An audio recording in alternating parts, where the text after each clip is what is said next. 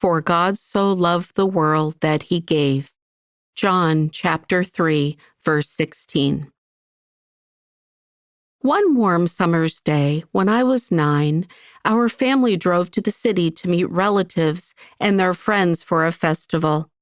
I skipped along the crowded sidewalk, eager to meet a certain little boy, Joel, whom I had heard so much about.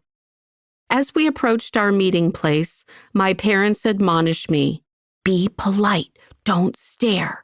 Remember that he looks different from everyone else." I was ill-prepared. A handful of years earlier, on a crisp September morning, a father leaned out the car window, smiling as he paid the toll booth fee. His young family was excited to embark on a much-needed vacation. Without warning, a semi-trailer truck barreled full speed into the back of their car, which burst into flames. They scrambled out of the vehicle dazed and burned, except for their handsome, blonde-headed toddler, Joel, who remained strapped to his car seat, tethered inside the inferno. A stranger who had witnessed the entire horror heard the baby's screams and, with no thought for his own welfare, reached inside the burning vehicle and yanked the little boy and his car seat out of the blaze. Joel had melted into the plastic. He was now charred beyond recognition and was nearly dead. Skin dripped off of his tiny body and pooled beneath him as everyone waited for medics to arrive.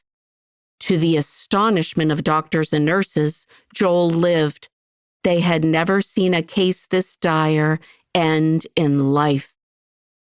As we approached Joel and his father waiting for us in the middle of the bustling festival, my heart sank.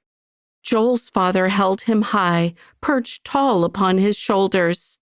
This little fellow peered from a face utterly marred beyond any former recognition. He had suffered third-degree burns on over 85% of his body. After his fingers had fallen off, surgeons created a lobster-like claw hand. Skin grafts had created a mask-like appearance about his face.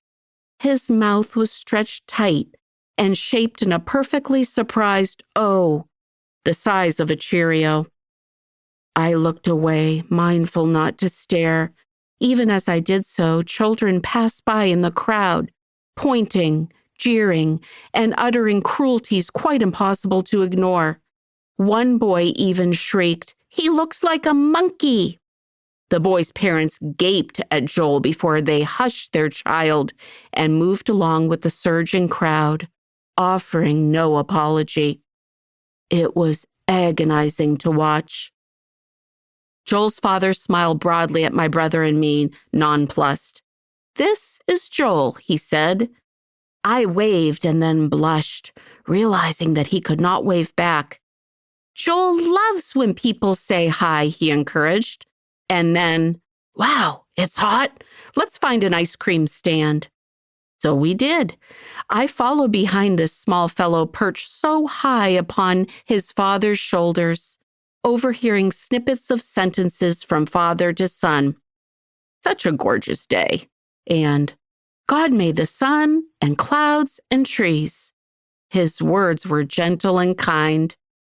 This giant of a man, literally and figuratively, swelled with untamed love for his boy. He was utterly undeterred by the stares of strangers. Their curiosity and insults could not chink his armor. I studied this father's sturdiness in those few hours we spent together. Never once did he retort, glare, or turn sour. He loved not only Joel but others, including my brother and me. Joel's father had eyes to see that my brother and I were like Joel, hot and hungry little people longing for some sweet cold ice cream. We soon happened upon a soft-serve stand and ordered. I was curious. How could this little boy eat?